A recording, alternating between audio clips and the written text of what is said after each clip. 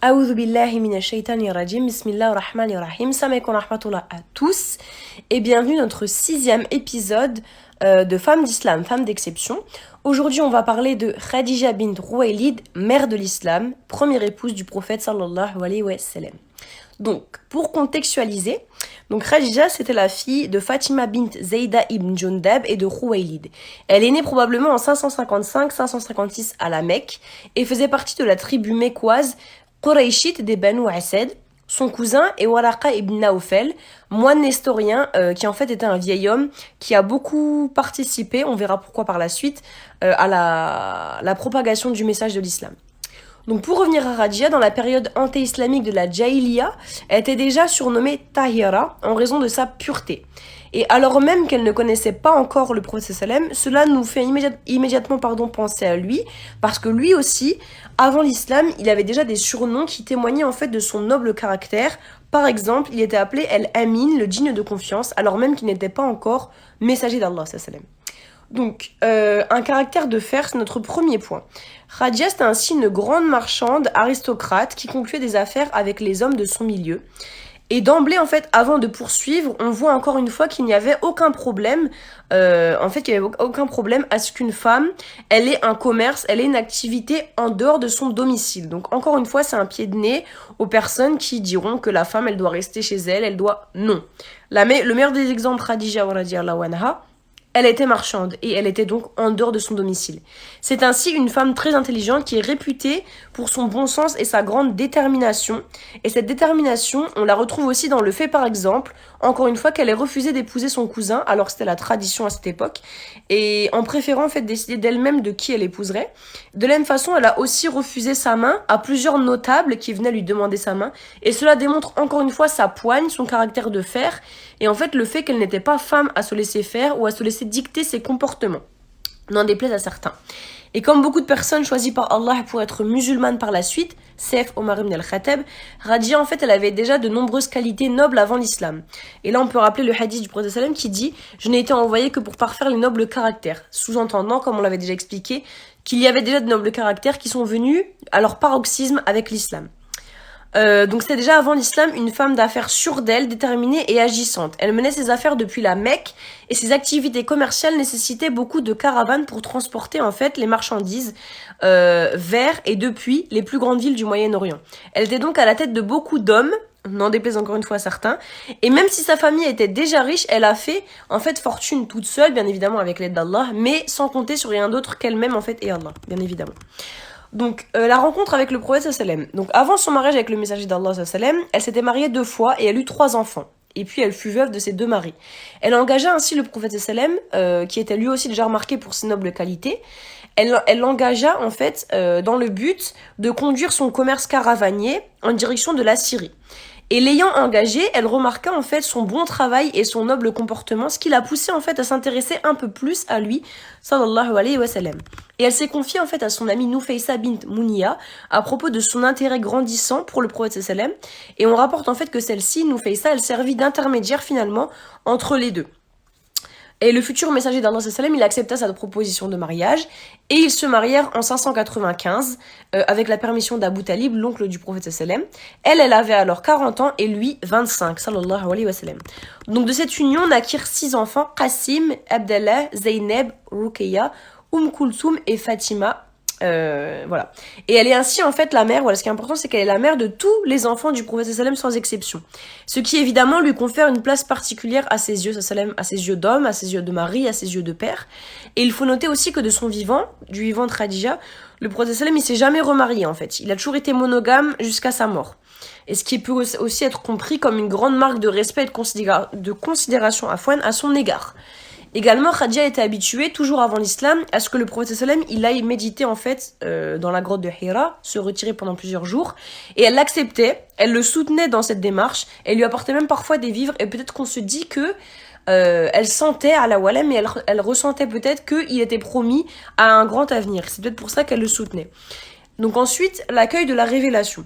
Donc Khadija, elle fut ainsi la première personne à croire au prophète sallam, puisqu'elle vécut la révélation en direct en fait.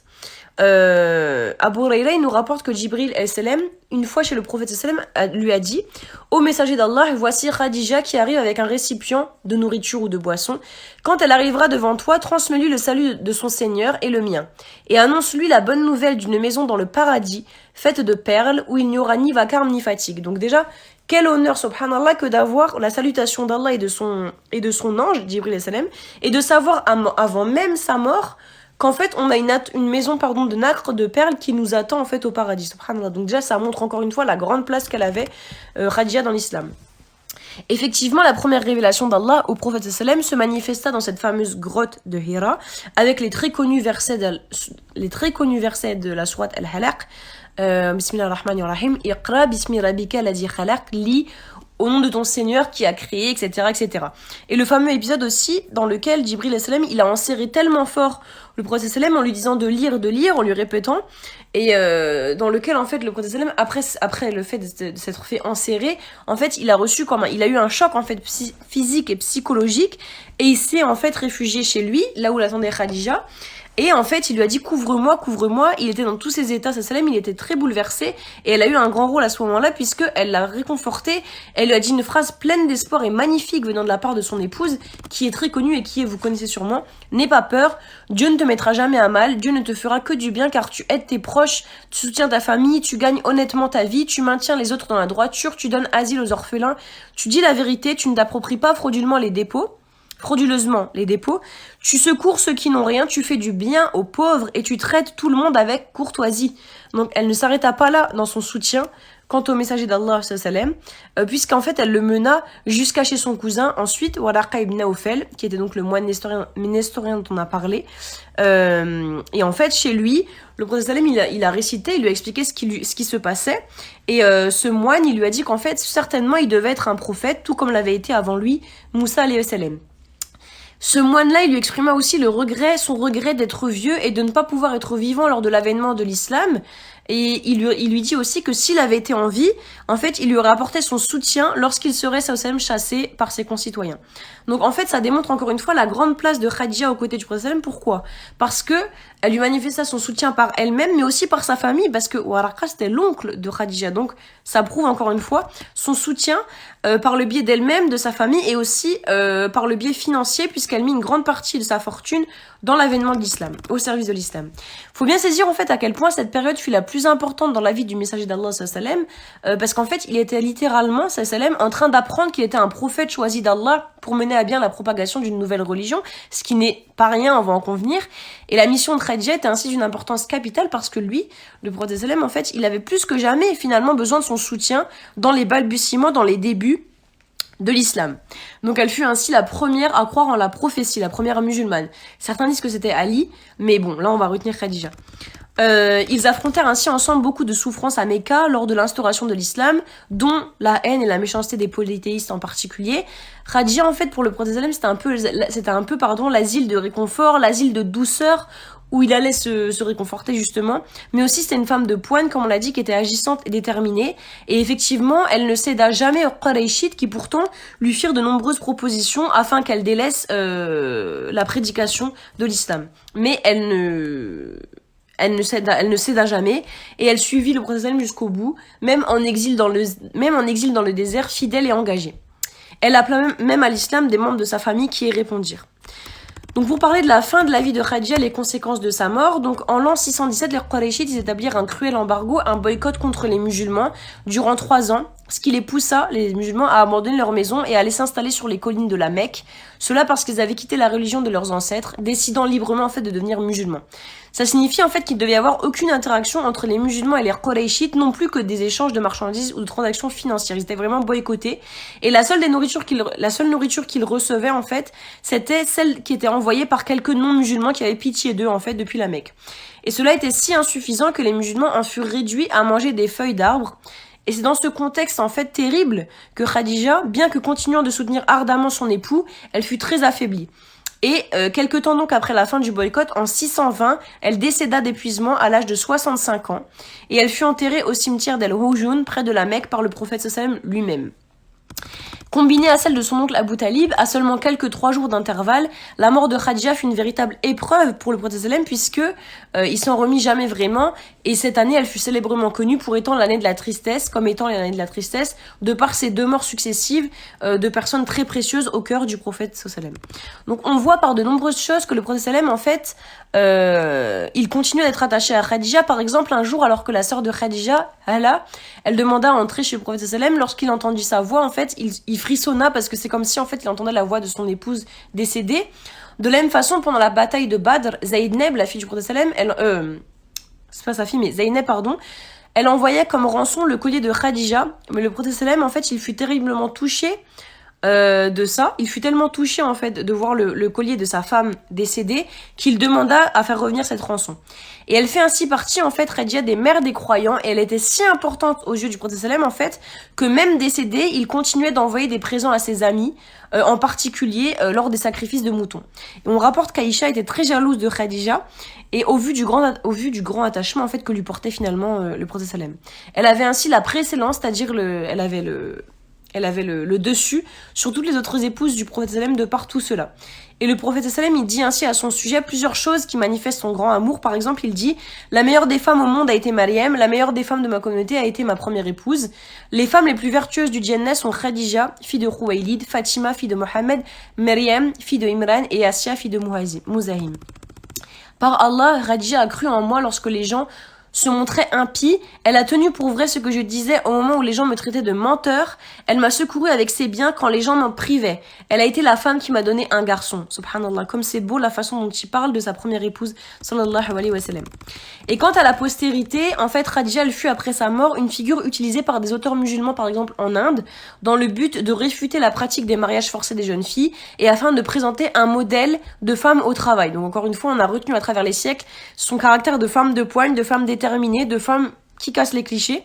De façon générale, son histoire, elle fut reprise dans d'innombrables ouvrages, évidemment. Elle est considérée dans le monde entier et de l'islam, comme une référence inspirante en termes de femmes, et aussi de femmes d'islam, mais aussi même en termes de femmes en général. Quelques citations à son égard que j'ai relevées. Donc, elle a littéralement brisé le plafond de verre. Même les femmes modernes aspiraient à réaliser ce qu'elle a fait il y a 1400 ans. De Hassed Zaman, imam de Manchester. C'était aussi une femme avec l'ambition d'un esprit libre et une volonté très forte, rapportée par Robert Hoyland, professeur d'histoire du Moyen-Orient à l'université de New York. Aussi, elle était clairement habituée à faire son chemin dans le monde. En fait, c'est son sens des affaires qui l'a mise sur une voie qui allait finalement changer l'histoire du monde, rapportée par Bethany Hughes. Et enfin, ce qui est si remarquable dans les sources de l'époque, c'est la façon dont elle parle de Khadija comme étant la meilleure amie de Mohammed sallam, encore plus que ses plus proches compagnons, comme Abu Bakr ou Omar. Professeur Robert Hoyland qui dit ça. Et pour Faiza Bora, qui est une professeure associée d'histoire islamique à l'université de Leeds au Royaume-Uni, il est essentiel de connaître Khadija pour briser le mythe de la femme confinée à la maison. Donc vous voyez que, subhanallah, tout le monde est d'accord pour noter le statut de femme de poigne et femme d'excellence de Khadija radiallahu anha, et surtout de femme qui brise les clichés. Donc à retenir pour nous, en tant que femme musulmane bien évidemment, encore une fois, être une femme ne signifie pas rester chez soi, sans aucun contact avec le monde. L'exemple de Khadija radiallahu anha prouve à toutes les musulmanes qu'il n'est pas contre-indiqué qu'elles travaillent, même si elles côtoient parfois des hommes dans leur profession, tant qu'elles se prémunissent d'adab, encore une fois. Chacune doit connaître les limites fixées par la législation islamique en termes de contact avec le sexe opposé, mais cela ne signifie pas s'arrêter de vivre. Le prophète sallam, une fois marié, aurait pu, mais n'a pas, demandé à Khadija d'arrêter son commerce et de rester à la maison. Ce qui prouve donc bien qu'il n'était pas opposé à ce que les femmes travaillent ou soient impliquées dans un quelconque commerce ou activité, encore une fois, tant que cela respecte les lois islamiques. Donc, autre chose à retenir pour nous, femmes musulmanes d'aujourd'hui, c'est Khadija elle-même qui a proposé le mariage au prophète sallam, ce qui prouve à nouveau que cette pseudo-chouma, bien sûr, on ne parle pas de pudeur, mais ce qui prouve qu'en fait, une femme, elle a tout à fait le droit de demander à un homme de devenir son époux, bien évidemment dans les règles de l'islam, mais il n'y a aucune contradiction à cela. Khadija aussi, elle nous démontre que, de par son courage et sa poigne, son sens des affaires et sa détermination, mais aussi par sa grande beauté et sa part de féminité, que l'on peut très bien allier plusieurs rôles a priori antagonistes en tant que musulmane. Être épouse et maman ne signifie pas renoncer à ses passions, à son travail, à ce que l'on affectionne. Il n'y a proprement parlé quasiment pas de domaine réservé aux hommes. La preuve, dans un monde soi-disant aussi masculin que celui du commerce, Khadija était l'une des meilleures marchandes, comme par exemple Shifa dont on avait parlé, contrôleuse du marché de Médine. Conclusion, notre secte ne doit nous limiter en rien. Nous sommes capables, il n'y a de force qu'en Allah et c'est lui seul qui doit décider de ce qui est bon pour nous et personne d'autre. Subhanallah wa bihamdik, subhanaka Allahumma wa bihamdik.